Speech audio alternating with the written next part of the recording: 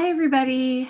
Hi, I'm back. I just wanted to have or create a quick video to talk to you a little bit further about my experiences with Safe Church and the judicial procedure. So, as you can imagine, this whole process is it's pretty confusing. It's kind of an arduous process for someone who who has been abused and is seeking justice regarding whatever happened to them. And so I've had some time to decompress from going through the process. I've had some time to talk to some people from within this process and uh, have more information, and I feel like a little bit more clarity about everyone's roles. And knowing those things has made me feel a little bit better about my experience. So, um, I want to be really clear about what Safe Church is. And I feel like I have more clarity now after having had these conversations. So, Safe Church really kind of exists to educate people within the UPCI, ministers, pastors, whatever, about how to handle these cases in a more compassionate, kind of loving way, Christ-like way. And Lisa Reddy's role as the head of that endeavor is in part to act as a liaison between the judicial proceedings and the districts and the survivors. And I think I was a little bit confused about that because I really thought that Safe Church sort of existed to run that judicial process. But as it turns out, all they can really do is educate and advise and then support the survivors. They really don't have a role to play per se in the actual judicial process. That judicial process of taking a complaint, listening to that complaint, and then deciding whether or not action should be taken and the process should move forward is completely in the hands of whatever district you live in, whoever you have as your district superintendent, where these incidents happened. They are going to be the ones who are responsible for conducting an investigation and then deciding whether or not to move forward and then deciding whatever the outcome is. So I think that I was investing more power in Safe Church than what they actually possess. Which, it makes me kind of sad. I wish that they were more fully integrated into the process of the judicial process of it all. And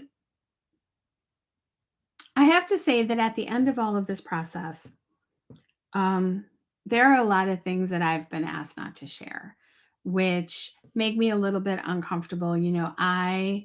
Um, I like to be transparent, and it's hard to be transparent about what I experienced when there are all of these things that I've been asked not to talk about or not to share.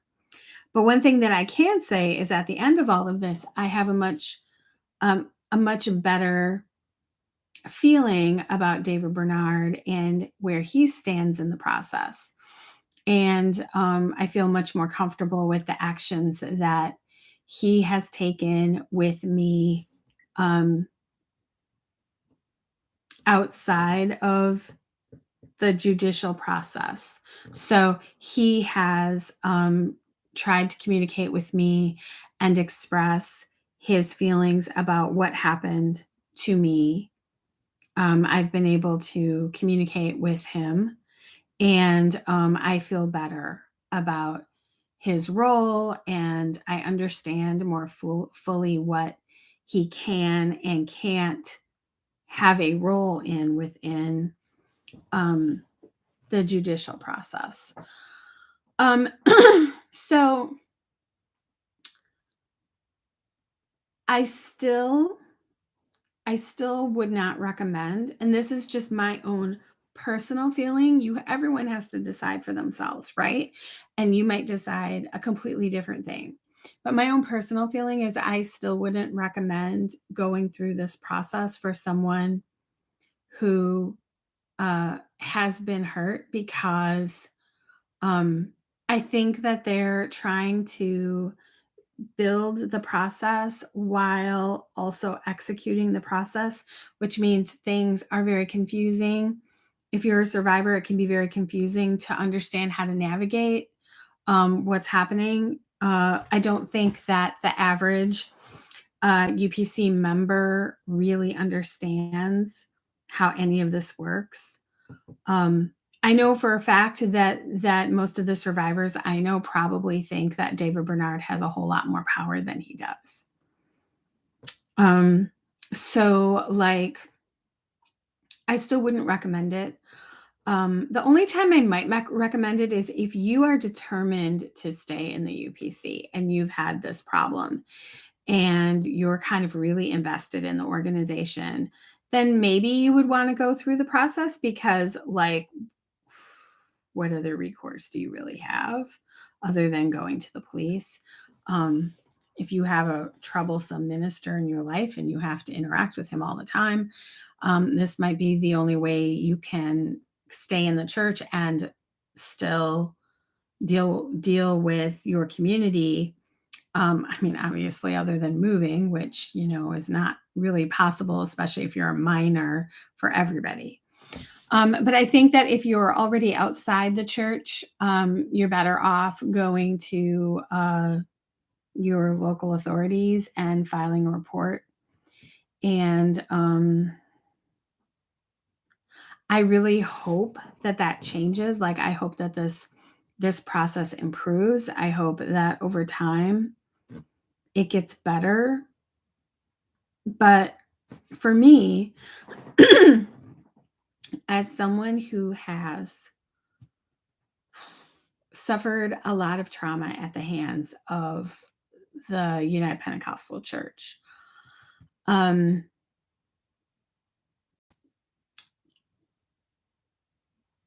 I think that this actually just gave the ministers in my district another opportunity to traumatize me and be insensitive and I feel like not take me seriously. Now, they probably don't feel that way, but that is how it feels to me.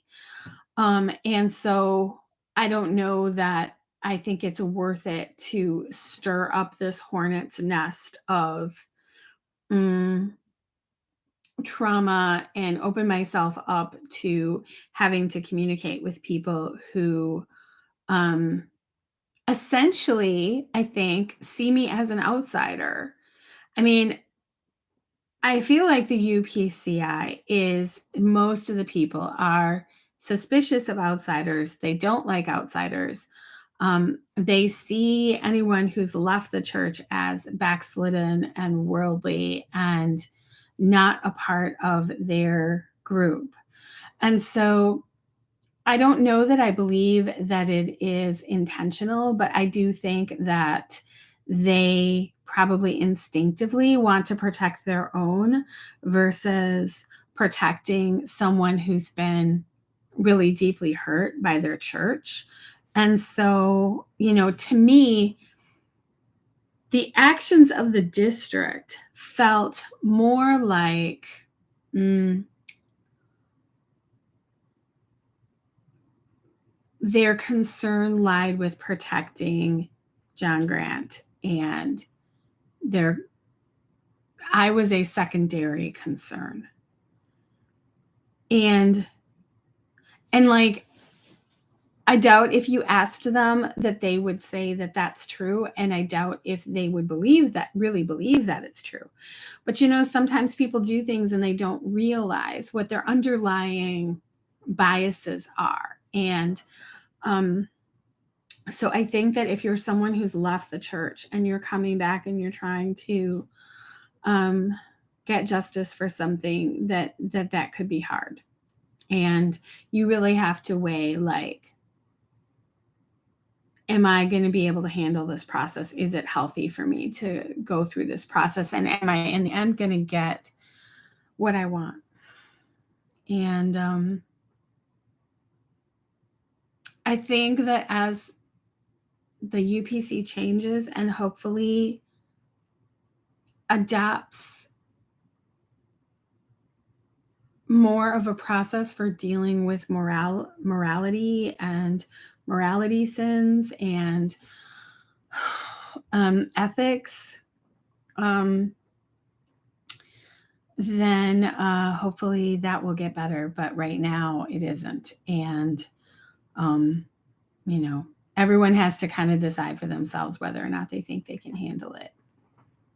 I think that I can say that I believe that David Bernard and Lisa Reddy had the best of intentions, even if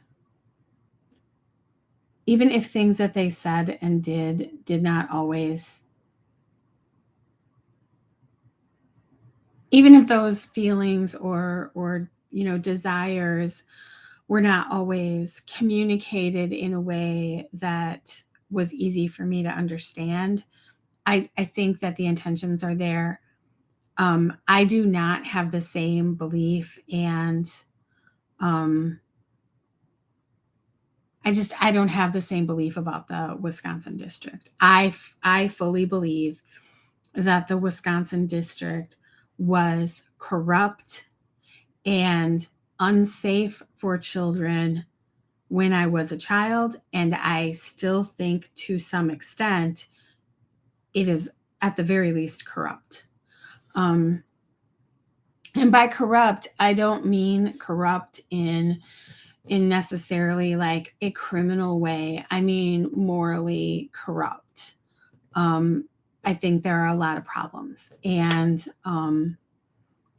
so, like I said in my previous video, I think your experience with safe church and judicial procedure is going to vary greatly depending upon where you live. I mean, you might live in a state where, man, that district is going to take it really seriously and they're going to weed out these people and they're going to discipline them really firmly. Or you might live in a state where the preference is to believe and protect men and not to care about women and girls and to treat them like they're disposable. So, so that's kind of where I am today. I hope this has helped to clarify some things. And as usual, you can always message me here. You can leave a comment. You can also email me at survivingchurchandchildhood@gmail.com. And you can also find me at my blog, Surviving Church and Childhood. And I hope you're having a really great day. And we'll talk soon. Bye.